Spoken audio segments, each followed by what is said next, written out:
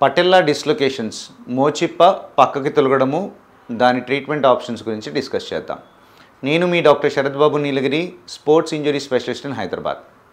మోచిప్ప dislocations మనం ప్రధానంగా sports ఇంజరీస్లో కానీ లేదంటే యాక్సిడెంట్స్లో కానీ చూస్తూ ఉంటాం. ప్రధానంగా బయటి వైపు మోచిప్ప మూవ్ అవ్వడానికి అవకాశం ఉంటుందన్నమాట.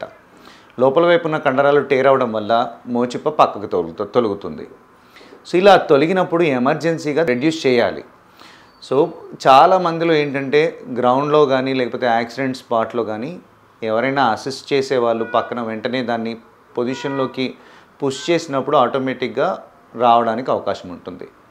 ఒకవేళ అలాగా పుష్ చేసినా కానీ రాలేదు అంటే కనుక మనం హాస్పిటల్కి ఇమీడియట్గా తీసుకొస్తే దాన్ని ఇమీడియట్గా మనం రెడ్యూస్ చేయాలి. ఏ డిస్లొకేషన్ అయినా కానీ ఇమీడియట్గా రెడ్యూస్ చేయాలి.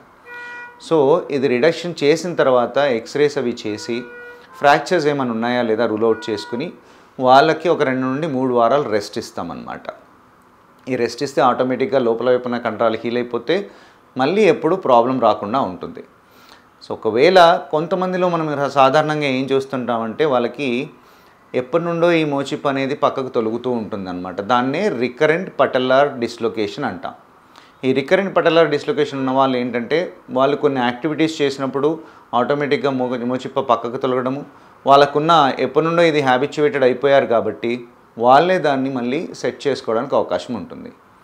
ఇలా కొన్ని రోజుల వరకు వాళ్ళు చేసుకుంటారు. కానీ ఎక్కువ రోజులు ఇలాగే అవడం వల్ల ఏమవుతుందంటే ఈ మోచిప్ప కింద ఉండే కార్టిలేజ్ డ్యామేజ్ అవ్వడము, దానివల్ల అరుగుదల ఎక్కువగా అవడము, మోకాలు మూమెంట్కి ఇబ్బంది అయ్యే అవకాశం ఉంటుంది.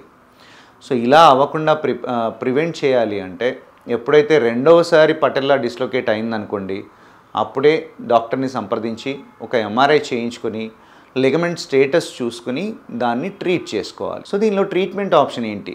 ఈ ట్రీట్మెంట్ ఆప్షన్ ఏంటి అంటే మనకి ఏదైతే లోపల ఉన్న కండరం ఈ మోచిప్పని మన థై బోన్ని కలిపి ఉంచే కండరం తెగిపోతుంది. ఆ తెగిపోయిన కండరాన్ని మనం రీకన్స్ట్రక్ట్ చేస్తామన్నమాట. దీన్ని పటెల్లో ఫిమోరల్ లిగమెంట్ రీకన్స్ట్రక్షన్ అంటాం. మీడియల్ పటెల్లో ఫిమోరల్ లిగమెంట్ రీకన్స్ట్రక్షన్ అంటాం. మీడియల్ అంటే లోపల వైపు, తడ లోపల వైపు ఉండే లిగమెంట్ అన్నమాట. సో ఈ లిగమెంట్ని రీకన్స్ట్రక్షన్ చేసిన తర్వాత మళ్ళీ ఆ డిస్లొకేషన్ ఎప్పుడూ అవ్వకుండా ఉండడానికి అవకాశం ఉంటుంది.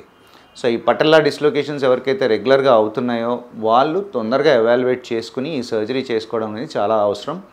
2 సార్లు కంటే ఎక్కువగా డిస్లొకేషన్ అయితే మాత్రం 100% సర్జరీ ప్రిఫర్ చేయాలి. లేదు అంటే జాయింట్ ప్రాబ్లమ్స్ రావడానికి అవకాశం ఉంటుంది, అరుగుదల పెరగడానికి అవకాశం ఉంటుంది, కూర్చొని లేవడానికి భయం ఎక్కువగా ఉండడానికి అవకాశం ఉంటుంది, కాలు ఫోల్డ్ చేయడానికి ఇబ్బంది పెరిగే అవకాశం ఉంటుంది. సో ఈ పటెల్లా డిస్లొకేషన్ తొందరగా ఎవాల్యుయేట్ చేసుకుని ట్రీట్ చేసుకోండి.